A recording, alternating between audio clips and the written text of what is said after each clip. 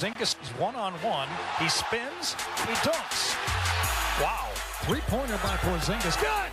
Oh, baby. Oh, jump shot by Carmelo is short. And Porzingis above everybody. Dunks it home. Galloway for three. No, not that time. And Porzingis stuffs it home. He scraped the ceiling. Wow. Down low to Porzingis. He puts the ball shot and hits. This crowd is roaring.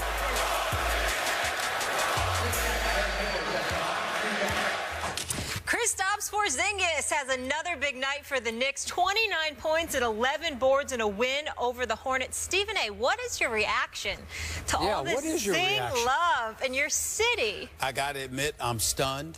He deserves it. I like the promise. Phil Jackson looks like he did well with this pick. I'm actually going to go to the Knicks game. I'm going to end my book. Are you? I'm going to go in a few days. I'm going to go to Really? I called them yesterday to let them know I was coming. And I will say this to you, though. My position on Phil Jackson is still one ripe for trepidation. You don't get paid $10 to $12 million just to finish last, stink during the regular season, and capture a high draft pick.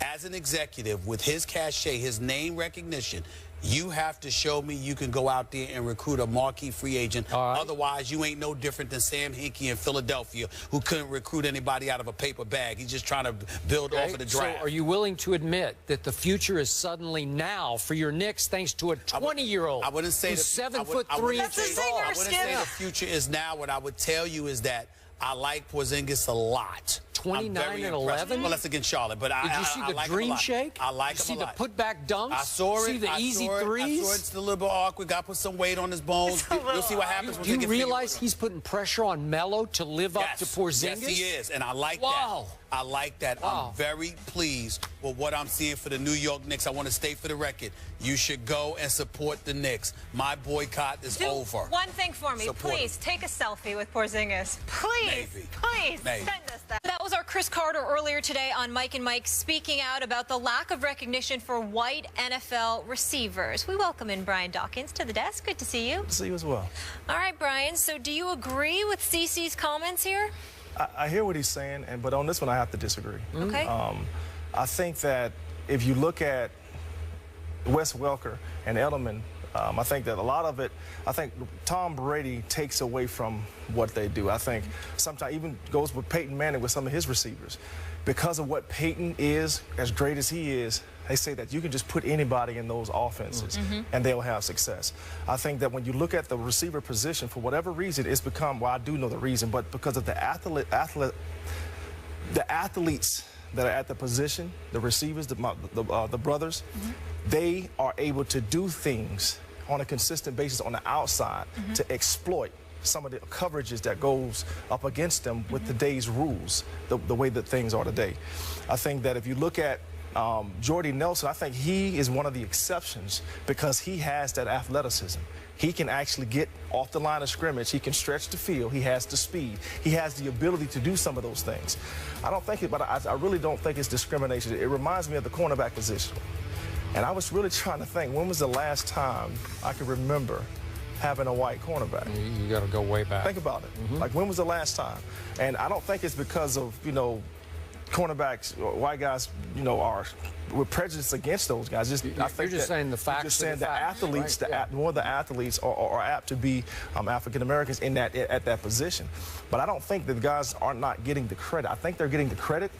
I just don't think it's going to be the credit that the Julio Jones gets, the Megatron gets, because listen, when you're talking about those guys, you're talking about potential Hall of Fame type of guys. So I think that they get the credit, they get that type of, you know, credit. But to Chris's point, Wes Welker and those guys will not. I don't think they ever will get that type of pub. It's not because of white. I think it's because of talent. Well, that's basically what I said, and I think that when you look at it from the point of what Chris Carter was saying, I get where he's coming from, but there's a couple of sides to this. Number one is what you're pointing out, the fact that predominantly at those positions, you see black players as opposed to white players. And then the other point that I brought up to Skip and Molly earlier was the fact that in the case of a Julian Edelman example, who Skip considers a stud, we've raved so much about Tom Brady that pretty much everybody is glossed over because of the greatness of Tom Brady, because you're perceived as being a byproduct of the greatness that he puts on display on a year-to-year basis. Whereas, for example, even though Aaron Rodgers is so great, there isn't a sustained system spanning years and years and years in Green Bay for you to look at Aaron Rodgers and say it's everybody else with Aaron Rodgers. You see what I'm saying? Whereas with Tom Brady, he's been in New England, you know, for the last 13, 14 years doing this with the same coach. You understand? And pretty much the same system. So you look at it from that perspective, and obviously that factors into the equation as well. And then we can take it to another level. Like, for example, we see Matthew Stafford. But he's throwing the Megatron. Yes, he is. When Megatron doesn't seem to be Megatron, where does Detroit's offense go? How does it look? And so because of that, and you see that if you're getting shine, I think that the one thing that we have to recognize, black or white, if you're getting shine at a particular offensive position, you sort of take away from some of the other guys who are valid stars. In Minnesota, I'm quite sure they may have some dudes, whether it be in Rudolph, Bridgewater, or whomever, that, you know, have contributed, obviously, to them being 7-2. But all we think about is AP. Adrian Peterson. And especially in the NFL, with that shield, helmets on, shoulder pads, equipment, people not having a personal relationship with you from a visual perspective because you're wearing that equipment and this sort of hides your identity, combined with this fixation on promoting the shield and those 3 letters, all of those things added to the fact that there are particular athletes who get the most shine. I think all of those play a role in diminishing the sizzle that the white receivers could potentially get. But it ain't many of them, and that also is a reason why. Can I add to that also? When you go into a game and you're going to prepare for a team, as a defensive coordinator, as a defensive player, we look at receivers and say, okay, who do I have to roll coverage to because of their greatness, because of how the team either uses them? For instance, Randy Moss, all right?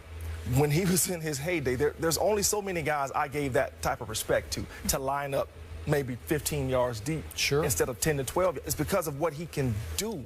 So, again, I think because of the talent, you look at things a little different. You see, we've seen things a specific way for so long, and it's been those guys outside, Megatron, those type of guys, that now we're getting more of the long, linear type receivers instead of the short, quick receivers, and some of the white guys are the short, quick receivers, and they work in the slot better. Well, Skip, to piggyback off of his point, remember Barry Sanders running back for the Detroit Lions. With other people, you look at guys, and, you know, you had this dude, the Hitman, or somebody like him, playing against Barry Sanders at that time, playing against anybody else. You're trying to cave their chest in. You're trying to smash them. With Barry Sanders, you literally found yourself trying to stand in your lane and saying, okay, let me just make sure I control this gap, because he was so elusive. He would embarrass you with the jukes that he would put on you. So his talent made you scared to come at him full throttle because he could embarrass you. That kind of ability. So I'm hearing this conclusion, that it's not discrimination as you see it. It's simply the white receivers don't deserve that much credit because they're not that good. Is that fair? I'm not saying deserve the credit. I'm saying get the type of shine, as he put it, that some of the black players have. But you're saying because they break but they're just not as good, right? Is that a conclusion? Well, they're not playing the position. Okay, there are 2 freaks to me who are white wide receivers. Jordy Nelson. And I put Jordy Nelson in because remember, he's 6'3", 217 and runs 4.5. Okay, that's big time. I'm not saying he's Megatron. I do think he was having Megatron-like impact for Aaron Rodgers. I don't think Aaron Rodgers has been nearly as good without Jordy Nelson. Okay, so it's a big deal. That's a lot of credit I'm giving Jordy Nelson. I think Julian Edelman is a little freak. He's not as big. Again, about 6 feet tall, maybe 200 pounds. But listen, he is 4'5". He has rare quickness and reasonably great speed downfield. They can split him outside, and he can run by people too. I'm not saying you roll coverage to him, but he can hurt you by running by people. Let me ask you this, because you actually are better to answer CC's proclamations than either Brian or myself with the question I'm about to throw at you. You talk about Julian Edelman and how much of a little freak he is. Stephen A., I'm sorry to cut you off. Hold that thought and that question. We have to go to break really quickly, but we're going to stay on this subject and come right back to it. More in just a minute. The Welcome back into First Take. Brian Dawkins is still here with us, and let's pick up where we left off. Stephen A., you had a question for Skip. I had a question because based off of what Chris Carter said, I think more so than Brian Dawkins or myself, Skip, you're the perfect person to answer this question. When you talk about Julian Edelman being that stud, but not being recognized, because that's what Chris Carter was alluding to, how responsible does somebody like even yourself feel, considering the fact that you rave so much about Tom Brady, knowing that potentially it could be rationale for how Julian Edelman gets reduced, simply because the greatness of Tom Brady is elevated above all things? But I've told you for years. You have. I thought Welker was more a product of Brady than this kid. Right. Because this guy, as he's emerged, Edelman, he's his own man to me, because he will get in anybody's face down the field. He will make noise. He is that guy. He is a fire starter. He is helping Brady. He's helping make Brady as much as vice versa. You've always made that point, but stay with me on this, Brian, because what I'm asking you is, because of how much you rave about Brady, how much of an issue do you think the media, including yourself, plays in the fact that Edelman, there may be validity to Chris Carter's comments because of how much Brady is so elevated? Because when I hear you talk about Edelman, I'm not going to lie to you. Even to me, it's an afterthought, because I remember you saying that everybody's a product of Brady's greatness. Could we conclude that if Edelman were black, that he would also be being discounted as a product? Absolutely. That's what I'm saying. I'm with you on that's that. what I'm saying. Okay, that well could be the case. The only person that will not ever be is Randy Moss. That's a good point. Because of who he is. And again, when we start talking about these individuals, these being Randy Moss type guys, that's once in a lifetime type of dude. These are not the dudes to come along all the time. Right. And believe me, when you have GMs and they sit and watch film and they're trying to get personnel, you best believe they're not saying, okay, because this guy's a white guy, I'm not going to bring him on the team. Nobody's accusing them of that. They're not doing that. Yeah, right. On the other side of it, when guys step on the football field, the respect factor, and I'm speaking from a player's perspective, a respect factor for a player in a system goes a long way. It does.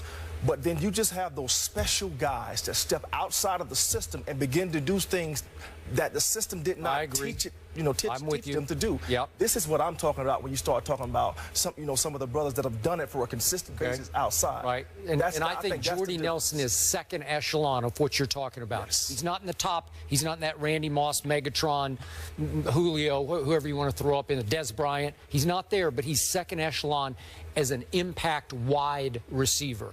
And the only other starting wide receiver I know, and I brought him up, is Eric Decker. They're about the same size and same speed, but Eric Decker obviously is not Jordy Nelson. And then if we just look at the numbers, there are about 4 other slot receivers who are white, right? You got Edelman, Amendola now, obviously replacing Edelman. You got Cole Beasley in Dallas, and you got what's left of Wes Welker now playing for the Rams. And after that, I don't know anymore. So the facts are the facts. It's just, there just aren't very many. Yeah. They're not. But again, I guess back to Chris's point, are they getting the credit for being? And I think that they are. I think that the guys that do it, do it well, get credit. I think they do, but I think that the ones who don't, that may deserve it, is because of the greatness of a teammate that has such a profound impact that you can't help but gloss over it, because Patriots are about next man up.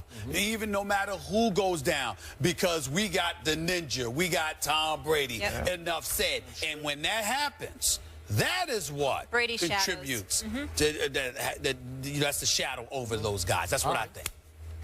We'll leave it there. Brian, thank you so much for being with us. Appreciate it. We have a white NBA player who's certainly getting the love in New York. New York Daily News with the headline, Zing Sanity. Stephen A. loves it. Porzingis taking Molly will not be on the show in the future. So what does Stephen A. She brought this up just to annoy me. Sanity in NYC. Miss Connecticut. You do have that power. Trying to talk junk.